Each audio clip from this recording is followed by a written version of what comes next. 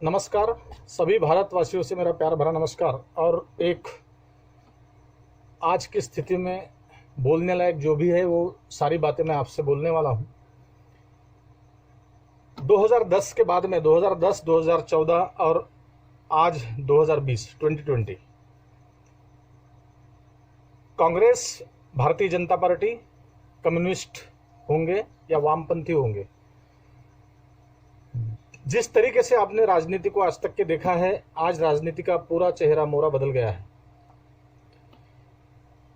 सही में आप देशभक्त होंगे तो मेरा एक सवाल सभी देशवासियों से है कि ये पढ़ा लिखा भारत है, ये क्वालिफाई भारत है, ये डिग्रियां पीएचडी हासिल करने वाला देश है, जिस देश के टैलेंटेड बच्चे अमेरिका से लेकर वर्ल्ड के सारे देशों में काम करते हैं और उनका नाम भी हुआ है। भारत का टैलेंट विदेश यूज कर रहा है बहुत अच्छे तरीके से, लेकिन देश का टैलेंट देश में यूज नहीं हो रहा और नहीं हो रहा है और उनको अपॉर्चुनिटी नहीं मिल रही है, उनको एक चांस काम करने का मौका नहीं मिल रहा है। वो क्यों नहीं मिल रहा है? आपने सवाल करना चाहिए। सवाल करना आप जिस दिन छोड़ देंगे उस दिन आप गुलाम हो जाएंगे। ये देश अबू सालेम से नहीं डरा, ये देश दाऊद इब्राहिम से नहीं डरा, ये देश पाकिस्तान के किसी भी आजम से नहीं डरा। ये देश एक मोदी जी को डरता है। देखो, बुरा मानने की बात नहीं, अभी मोदी भक्तों को इस बात की तकलीफ हो सकती, लेकिन आपके जानकारी के लिए मैं भी मोदी का भक्त था। 2010 के बाद मैं बहुत इंप्रेस होता था। उनका हर भाषण एक नई दिशा, नई नीति और देश को बदलने की बातें मैं जब सुनता था तब मैं भी भावुक हो गया था और मैं भी इंप्रेस हो गया था। और सही में देशभक्त कोई नेता इस देश में आया और इस देश को चेंज करेगा, इस देश के युवाओं को रोजगार मिलेगा, इस देश के जवान और किसान खुश रहेंगे। और जय जवान जय किसान का नारा 2020 में आज और आज से 60 साल पहले जय जवान जय किसान का नारा किस दिशा में था, आप खुद ही सोचिए। आप ये बुज़दिल इंडिया नहीं हो सकता, ये बुज़दिल भारत नहीं हो सकता। इस भारत के नागरिकों का परम कर्तव्य है सवाल करना। छोटी एक बात है, अपने फैमिली में, अपने परिवार में, अपने परिजनों में यदि किसी प्रकार की आपसी लड़ाई होती है या आपसी लड़ाई झगड़े होते हैं या किसी प्रॉपर्टी से लेकर विवाद होते हैं या किसी जमीन से लेकर विवाद होता है या किसी और प्रॉपर्टी के लिए कुछ झगड़े होते हैं, तो हम एक दूसरे का गला काटने के लिए तैयार होते हैं। ये कौन सा भारत है? हम जिस परिवार में रहते हैं उस परिवार ने थोड़ा सा भी हमारे साथ धोखा करने की कोशिश किया तो हम लड़ते हैं। हम माँ बाप से लड़ते हैं, हम भाई बंधुओं से लड़ते हैं, हम गांव वालों से लड़ते हैं। देश में जब इतनी आपदा आती, इतनी आपत्ति आती, इतना संकट आता, क्यों नहीं बोल रहे हो? क्या प्रॉब्लम है? यह अधिकार आप सबको डॉक्टर बाबा साहब आम्बेडकर ने दिया है, संविधान ने यह अधिकार आपको दिया है। आपका कोई गला काट नहीं सकता, आपको कोई जेल भिजवा नहीं सकता और आपको कोई भी आपके खिलाफ एफआईआर दर्ज नहीं कर सकता। क्यों करेगा? डर का माहौल क्यों है? आज एक सत्ता पक्ष से, एक सत्ताधारी पार्टी से इतना भारत क्यों डर रहा है? क्या प्रॉब्लम है? क्या कारण है? मैं भी कांग्रेस का वोटर था, मेरे जैसे कई लोग कांग्रेस के वोटर थे। कांग्रेस ओवर कॉन्फिडेंस में आ गया था। कांग्रेस की नीति लोगों को कहीं ना कहीं पसंद नहीं थी। कांग्रेस के पुराने जो लीडर्स थे वो कहीं ना कहीं पर्दे के पीछे गए थे। तो कांग्रेस के नए लीडर ने कांग्रेस की नीतिमत्ता बदल दिया था और उस नीतिमत्ता की वजह से कांग्रेस से लोग चिढ़े हुए थे। लोगों के पास ऑप्शन नहीं था। ऐसे में कभी ना कभी कोई अवतारी पुरुष आ जाता है बोलते। तो वैसे 2010 के बाद में मोदी जी का माहौल तैयार हो गया। किसी पार्टी के साथ वो आए थे लेकिन पार्टी पीछे छूट गई, मोदी जी आगे चले गए। पार्टी उनके पीछे दौड़ रही है, पार्टी के हाथ मोदी जी नहीं आ रहे। क्या कारण है? और आपका सवाल रखने वाले और आपके मेजर सवाल उठाने वाले, जनता को दिशा देने वाले और जनता को हर सूचना जनता तक पहुंचाने वाले पत्रकार भी आज बिक गए हैं। आपको कुछ भी नहीं लगता। आपकी आवाज पत्रकार थे, आपकी आवाज प्रिंट मीडिया था, आपकी आवाज इलेक्ट्रॉनिक मीडिया था, खत्म हो गया, तहस महस हो गया। कौन बोलेगा, कौन सवाल करेगा? कान खोलकर सुन लो और दिमाग ठिकाने पे रख के आप जितने भी मोदी भक्त होंगे, मैं भी भक्त था, मैंने भी वोट मोदी जी को किया था, लेकिन मैं अंध भक्त कभी नहीं हुआ। भक्ति मैंने किया, लेकिन कुछ एक समय तक। सोने का नाटक करने वाला जो भी व्यक्ति होगा उसको आप जगा नहीं सकते। और ऐसे नाटकबाज जो भी राजनीतिकार आएंगे इस देश में, वो क्या देश को बेचेंगे? कहां है स्वास्थ्य, कहां है शिक्षा, कहां है जमीनी प्रश्न, कहां मिटे हैं? किसानों के प्रॉब्लम कहां मिटे हैं? कहां है किसानों के खेत तक, कहां रास्ते दिख रहे हैं आपको? कहां रोड है? कहां ट्रांसपोर्टेशन उनको है? कहां उनके माल को भाव है? कॉटन को 4,000 रुपए क्विंटल कपास किसानों ने बेचा है। समझता है आपको? सोचते हो आपकी एक डेनिम की जींस आपको 6,000 रुपए की मिलती है, एक शर्ट आप खरीदने जाओगे कॉटन की तो आपको 2,000 से ऊपर उठ रहे एक शर्ट आपको दुकान में मिलेगी, और किसान के कॉटन का भाव 4,000 रुपए क्विंटल। कहां है? कहां नीति है सरकार की? सवाल करना पड़ेगा। आपका घर, आपका परिवार, यहां तक सीमित मत रहो। बात सुनो, देश बिक जाएगा। आप चुप रहोगे, देश बिक जाएगा। और क्या कुछ करता है? कोई कुछ नहीं करता। आप सत्ता है, आप देश के नागरिक हैं, आप इतना अच्छा मुल्क, इतना अच्छा देश वर्ल्ड में कहीं नहीं है जो हमारा भारत है। दिल पे हाथ रखकर बोलो, 15 अगस्त को नारे लगाने से कुछ नहीं होगा, 26 जनवरी को भारत माता की जय बोलने से कुछ नहीं होगा, कुछ नहीं होगा। आपको लगता है आप आपके घर में सेफ है, आपकी दीवार ऊंची है, आपके पास पैसा है, आपके पास गाड़ी है, आपके पास बंगला है।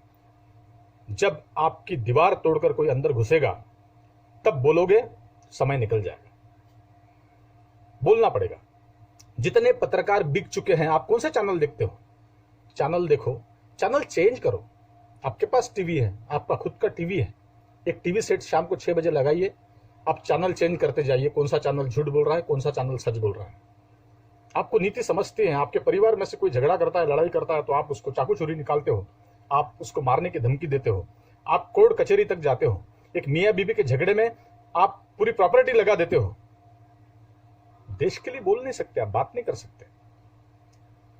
मैं जवानों की भी बोलूंगा कि आज जवानों के ऊपर में इतनी बड़ी आपत्ति, इतने बड़े आरोप हमारे भारत देश के जवानों के ऊपर लगाए हैं, मोदी सरकार के कुछ लीडर्स ने लगाए हैं।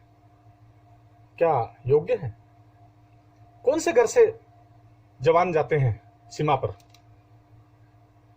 किसी रईस के बेटे जाते हैं सीमा पर? जाते हैं रईस के बेटे? नहीं जाते। गांव से बच्चे जाते हैं सेना में भर्ती होने के लिए, दौड़ते हैं 10-10, 15-15, 20-20 किलोमीटर। गरीब घर के बच्चे जाते हैं, यूपी से जाते हैं, महाराष्ट्र से जाते हैं, एमपी से जाते हैं, पूरे देश से जाते हैं, लेकिन गरीब के बच्चे जाते हैं। किसान के बच्चे जवान होते हैं। आप कुछ नहीं बोलोगे। इतनी सारी हजारों आत्महत्या महाराष्ट्र में आज तक हुई। कहां गए लीडर महाराष्ट्र के? कहां है पवार साहब? कहां है जयंत पाटिल साहब? कहां है नितिन जी गडकरी साहब? कितने कितने नाम गिनाऊं आपको? बोलना पड़ेगा, आपको बोलना पड़ेगा। हर गरीब को, हर आखिरी तबके के हर इंसान को इस भारत को बचाने के लिए बोलने का हक है, और वो हक हमको संविधान ने दिया है। इस देश में मुस्लिम, सिख, ईसाई सारे लोग रहेंगे, इसमें हिंदू भी रहेंगे। आप किसी मजहब का ये देश नहीं हो सकता, ये सारे मजहब का देश है। ये सेकुलर भारत, ये सेकुलर इंडिया सेकुलर ही रहेगा, ये बदलेगा नहीं। ये किसी को, ये कोई एक तबका, एक कोई पार्ट, एक कोई भाग, एक समाज का एक कोई विभाग इस देश को तोड़ नहीं सकता। ध्यान में रखो। आपको बचना है, आपको सुखी रहना है, संपन्न रहना है इस देश में। देश बदल रहा है, देश बिकने जा रहा है, ध्यान में रखो। आप न्यूज़ देखो, न्यूज़ एंकर्स की बातें सुनो, उसमें से गिने चुने पत्रकार जो चैनल के बाहर हैं। क्यों बाहर है? आज 10-10 लाख की, 15-15 लाख की नौकरियां उन्होंने छोड़ दिया। कैसे घर गुजारा, घर गृहस्थी उनकी चल रही होगी? कभी सोचा आपने? कभी नहीं सोचा। किसानों की कंडीशन किसी को याद है? किसी को पता है? कोई आकर देखता है? कौन कृषि मंत्री है? कौन एग्रीकल्चर मिनिस्टर है? दिखता है उसको? जितने भी सारे मिनिस्टर्स होंगे, जितने भी सारे मंत्री होंगे, मैं कांग्रेस की बात नहीं कर रहा हूं, ना बीजेपी की बात कर रहा हूं, ना किसी पक्ष की बात कर रहा हूं, निष्पक्ष बात आपके सामने रख रहा हूं।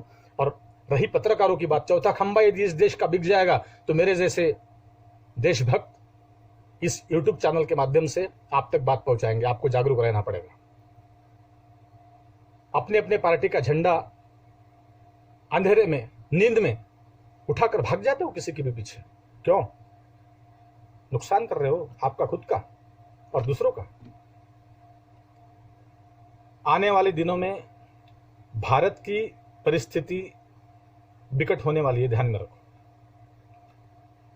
जातीयता के नाम पर बांटा जा रहा है। आपके पड़ोस में मुस्लिम भाई रहता होगा, उससे दुश्मनी बढ़ाना ये लोग सिखा रहे हैं।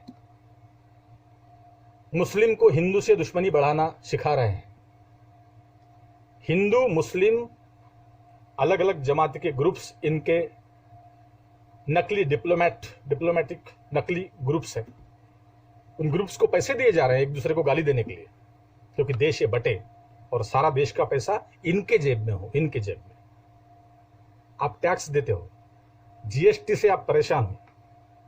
आज आप होटल में खाना खाएंगे तो आपको जीएसटी देना पड़ता है। आप खेती के लिए सामान लेंगे तो जीएसटी देना पड़ता है। हर चीज का टैक्स आपको देना पड़ता है।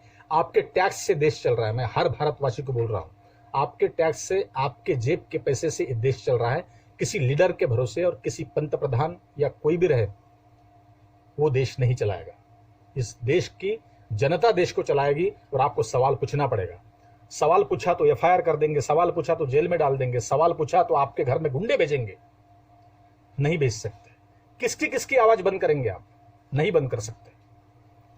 मेरे प्यारे देशवासियों, आपको मेरा नम्र निवेदन है, आपको खड़े होना पड़ेगा, उठना पड़ेगा। आज अंतर्देशीय पत्र और पोस्ट कार्ड का जमाना नहीं है। आज नेट का जमाना है, इंटरनेट का जमाना है। आपकी बात आपके अंदाज में करो। यूट्यूब पे रिकॉर्ड करके आप जनता को अपनी राय बताओ। छोड़ दो लीडर के पीछे भागना। कोई भी लीडर आपके गांव में आएगा, आप सवाल नहीं करते हो उससे। इस कोरोना के टाइम में कौन सा जनप्रतिनिधि है वो जो गांव तक गया और पूछा है उसने किसी सरपंच को, किसी गांव के नागरिक को कि आप कैसे हो, आपकी सुरक्षा कैसी है? कोई सुरक्षा नहीं है। आत्मनिर्भर भाई साहब ने बता दिया। तो आप आत्मनिर्भर है, लेकिन खुद के दम पर है, फिर आप बोल भी सकते हैं। आवाज उठाओ, बोलो। आप सवाल करोगे तो इस देश में बचोगे, और तभी आपको हक रहेगा 15 अगस्त 26 जनवरी को हाथ ऊपर करके भारत माता की जय बोलने का। ध्यान में रखो और सुरक्षित रहिए। डरो मत, बोलो, सवाल करो सरकार से, पत्रकारों से। नमस्कार।